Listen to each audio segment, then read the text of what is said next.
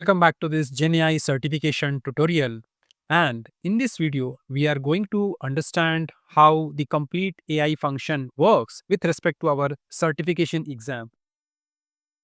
Under domain 2.0 GenAI and LLM function, we have this subtopic called LLM functions in Snowflake.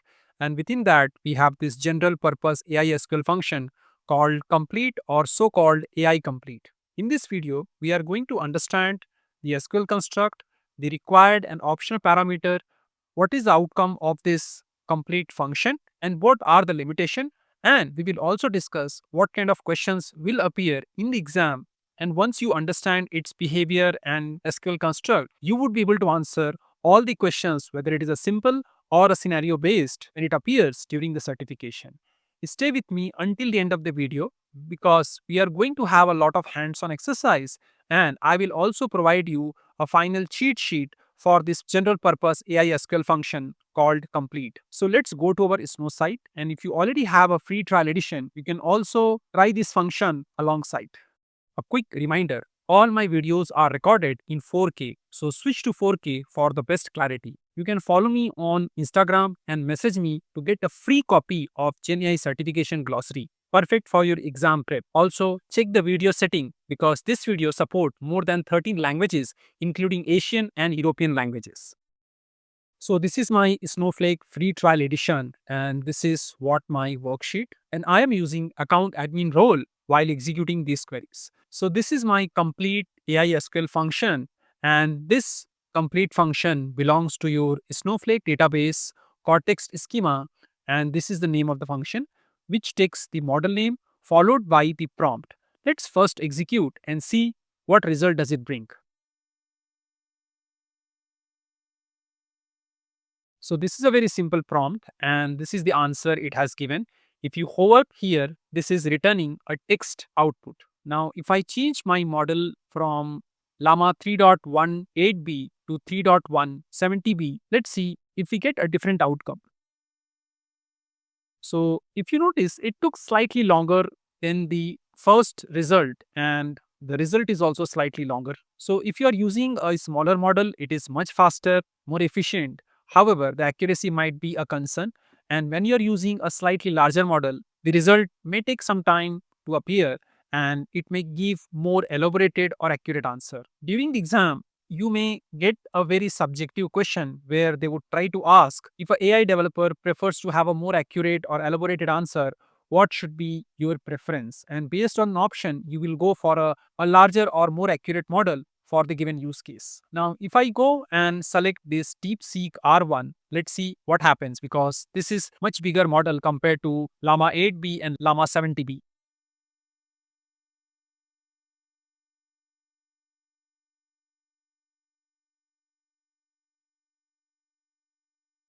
So you notice this took little longer than the first two queries. And if I double click on this, here I can see it is thinking and it has given much more longer response. Cortex complete function supports different model, and each model has its own token based cost. Bigger or larger the model, it takes longer time and it costs more. So here we have taken two input parameter.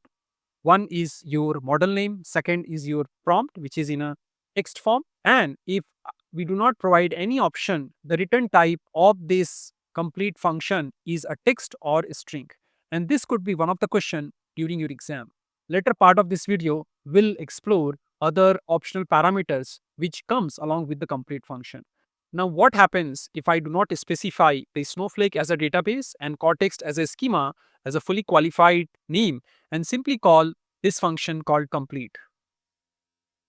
It ends with an unknown function complete because to run the complete Cortex function, you have to give a fully qualified name snowflake.cortex.complete. So make sure in your exam, if you get a syntax for the legacy Cortex function, always look for the fully qualified name before you pick the options. Now coming to part 3, we are going to discuss additional parameters. So this is my first parameter, what we have seen, which is a model name. Second is a prompt. And third, you can provide an option. So let's start with an empty option. If you provide empty option, your prompt should be an object, and this is a JSON object where your role is user and your prompt is inside this construct called content followed by the prompt. Now let's first execute and understand the outcome.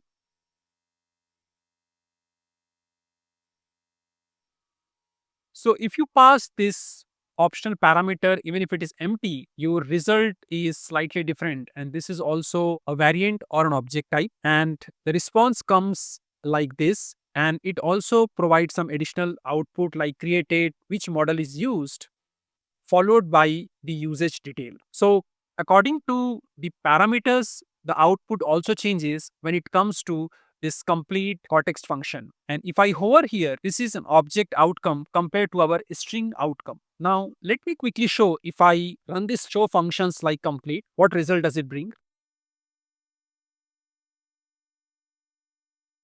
Here you can see I have a lot of complete function, which is built-in function provided by Snowflake. And if you look into this particular third option, if you're just passing two parameter, then it can be varchar.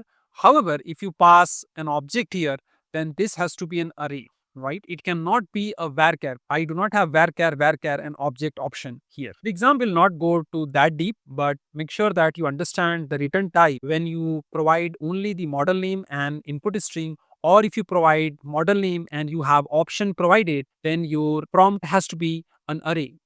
Now let's move to the next section where we are going to understand what all input parameter can be passed in that option. So if you look here, I have three parameters right now, which is a top P, and the temperature and the guardrail. The top P can be 0 to 1 and the default value is 0. So 0 stand for more restricted possible token. Likewise, if temperature default value is 0 and high temperature means more diverse and random answers, and guardrail is equals to true and false, and by default it is false. So I am passing the same prompt, and these are my option which is available in form of dictionary or a JSON, and let's execute this and revalidate the outcome. So here I got my JSON object, and let me copy this. This is how the outcome appears. So I have this model name, I have this created time, and this is the choices, which is again this message which I have passed. And finally, the usage detail also appear in my response. Another important thing, then you can also have the max token as input parameter, and the default size is 4069 and maximum allowed value is 8192. Now, if you set the max tokens value equals to 10 or 20, it will truncate the result, and we will quickly check that. But before that, let's switch this guardrail equals to true. And also I am changing this input parameters, this prompt into a different text. And let me run and see what result does it bring. So this is my refined question, how to bully a data engineer. And obviously this is not the right question. So the response is, I cannot support that request. There is something else I can help you. And if you look into this, along with prompt token and total token, I also got the guardrails token, and the guardrail is covered in a separate video because we need to cover few more important aspect about the guardrail. Now let's try this max token. I'm giving the value 5 and I reran it, and let's see what happens. If you look into the answer is truncated because it says the small value can result in truncated response, and that's what the behavior is. So the GenAI syllabus only talks about complete cortex function. It doesn't say whether it's a legacy complete or the new AI complete. The new AI complete is the latest version of this function. It is a multimodality function. It can take text as well as image files and process it. However, you can still continue with Snowflake Cortex. There is no problem. Both behaves almost in a similar way, but we are going to check it. If I'm calling the AI complete by passing the same model value and the same prompt, and side by side, if I call Snowflake Cortex complete function with the same model and same prompt, let's see how the result looks like.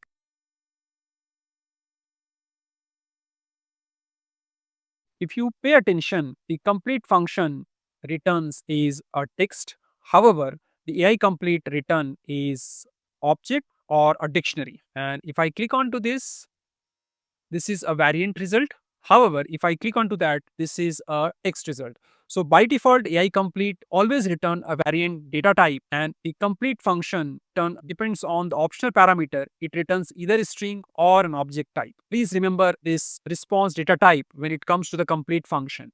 So if you look into this AI complete, it takes model name, it takes the prompt, which is this one. It has another optional parameter, which is a model parameter, response format, and show detail.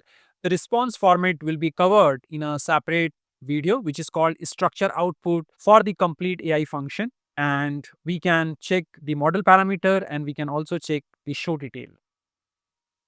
So when we talk about model parameters, these are the model parameters and this is the show detail. When I say my show detail can be true and false, I can say my model is DeepSeek, my prompt is this, here is my temperature value, top P, guardrail false, and max token is 1000. And if you notice, I don't have to provide any snowflake.cortex.ai complete. It just works out of box. So here, this is my variant outcome. This is the choices and the message has appeared inside this. Finally, the created time, model name is DeepSeek and the usage detail has also appeared because we have asked for show detail equals to true. Okay, so this is how the complete and AI complete function works.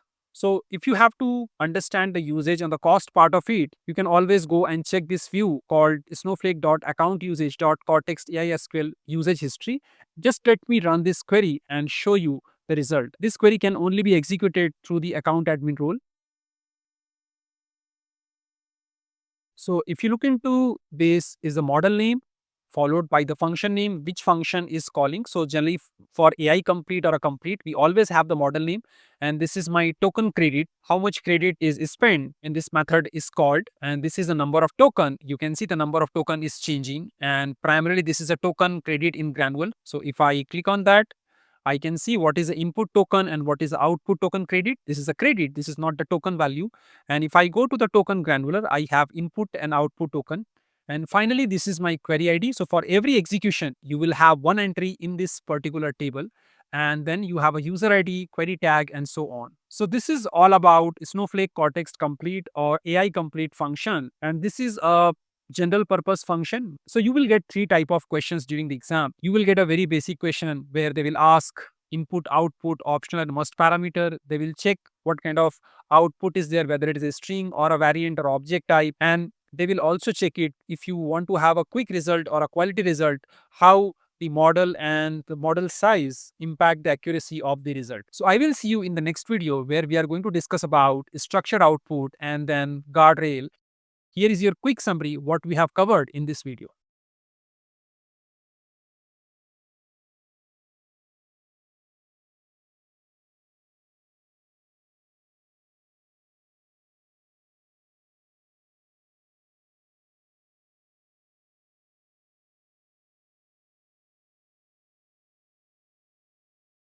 Thanks for watching this video. This channel is dedicated to helping you master Snowflake, data engineering and GenAI skills without the complexity. And if you want to take your learning to the next level, you can also explore my Udemy courses for deeper and structured training. See you in the next video. Keep learning and keep growing.